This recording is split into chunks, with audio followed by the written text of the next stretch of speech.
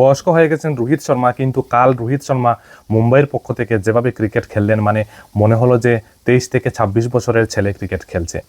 মানে আজকের যে অর্ধশতক রানটা যেটা রোহিত শর্মা করলেন সেটা ছিল মাত্র 23 বলে, অর্থাৎ তার আইপিএলের সবথেকে দ্রুততম, তিনি সবথেকে ফাস্টেস্ট যে হাফ সেঞ্চুরি সেটা কিন্তু করলেন। আর কাল 67 রানে একটা দুর্দান্ত ইনিংস খেললেন রোহিত শর্মা। ভাই দেখে এমন মনে হলো যে রোহিত শর্মার কাছে খেলা আরও অনেক রয়ে গেছে।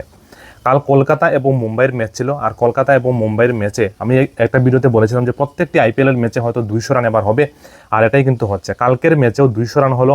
প্রথম ম্যাচে যেমন বেঙ্গালুরু জিতলো, সেখানেও কিন্তু 200 রানের টার্গেট ছিল, 201 রানের টার্গেট ছিল, সেটাকে ক্রস করে তারা কিন্তু জিতলো।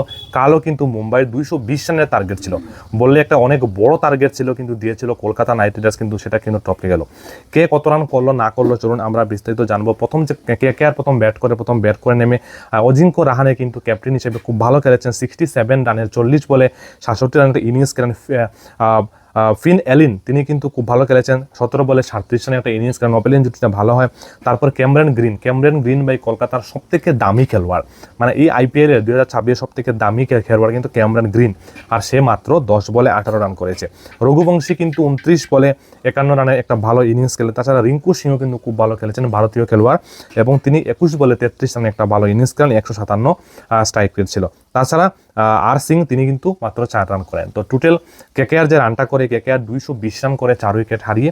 আর যখন রোহিত শর্মা এবং রায়ান রিকার্লটন যখন ব্যাট করতে নামে মুম্বাইয়ের পক্ষ থেকে, যখন তারা দুইজন মিলেই কিন্তু একটা ভালো জায়গাতে কিন্তু মুম্বাইকে পৌঁছে দিয়েছিল।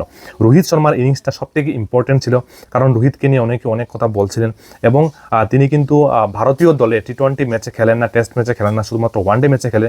বাট টি-20 ম্যাচে যে তার পারফরমেন্সটা কিন্তু সবথেকে ইম্পর্টেন্ট ছিল মুম্বাইয়ের পক্ষ থেকে, যেখানে রিকার্লটন কিন্তু 43 বলে 81 রানে একটা দুর্দান্ত ইনিংস খেলে, 188 রানের 188 স্ট্রাইক রেটে। রোহিত শর্মা 38 বলে ভাই 78 রানে একটা ইনিংস খেলে, যেখানে 6টি ছক্কা এবং 6টি চার মারে।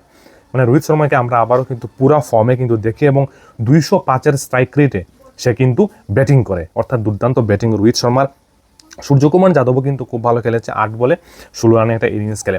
মুম্বাইয়ের যে দলটা রয়েছে সেই দলের মধ্যে বুমরার মতো খেলোয়াড় রয়েছেন, বিশ্ববিখ্যাত বোলার, ভারতীয় বোলার, এবং ভারতীয় ইন্ডিয়ান টিমের 4 থেকে 5 জন বিখ্যাত তারকা কিন্তু রয়েছেন ক্রিকেট স্টার এই মুম্বাইয়ের দলে। তাই এবারের যে আইপিএলটা মুম্বাইয়ের কিন্তু জেতার চান্সটা কিন্তু অনেক বেশি রয়েছে, আমি শুরুর দিকেই বলছি, কারণ ভালো ব্যাটসম্যান এবং ভালো বোলার রয়েছেন। তাদের মধ্যে রয়েছেন ভারতীয় দলের যেমন তিলক বর্মা রয়েছেন। তিলক বর্মা কাল কিন্তু 14 বলে একটা 20 রানে একটা ইনিংস খেলেছেন। হার্দিক পান্ডিয়া রয়েছে, হার্দিক পান্ডিয়া 11 বলে তিনিও 18 রানে একটা ইনিংস খেলেন। সূর্যকুমার যাদব 8 বলে 16 রান।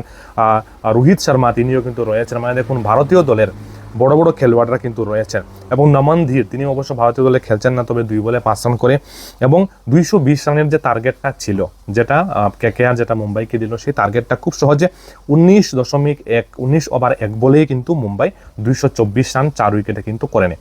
এই জায়গাতে রোহিত শর্মা করেছেন 78, আর রায়ান রিকার্লটন তিনি করেছেন 81 রান। অর্থাৎ খুব ভালো ম্যাচ কাল হয়েছে, এবং মুম্বাই কিন্তু এই ম্যাচটাকে 6 উইকেটে 5 বল থাকতেই কিন্তু জিতে নেয়। তো বন্ধুরা, মুম্বাই খুব ভালো খেলেছে, এবং কেকেআরের প্রথম ম্যাচেই কিন্তু কেকেআর হারলো। আর ওইদিকে ফার্স্ট যে ম্যাচটা হলো, প্রথম ম্যাচটা যেটা হলো, সেই ম্যাচে কিন্তু সানরাইজার্স হায়দ্রাবাদের কাছে ভালো ব্যাটসম্যান থাকা সত্ত্বেও কিন্তু হায়দ্রাবাদের ম্যাচটা হেরে গেল।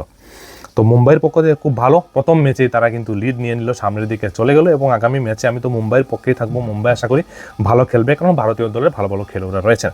আপনার ফেভারিট টিম এবার আইপিএলে কে রয়েছেন অবশ্যই কমেন্টে জানাবেন। ভিডিওটা ভালো লাগে লাইক শেয়ার এবং ফলো করে আমাদের সঙ্গে থাকবেন। প্রত্যেকটা ম্যাচের রিভিউ আপনারা অবশ্যই কিন্তু এই পেজে পেয়ে যাবেন। Thank you so much.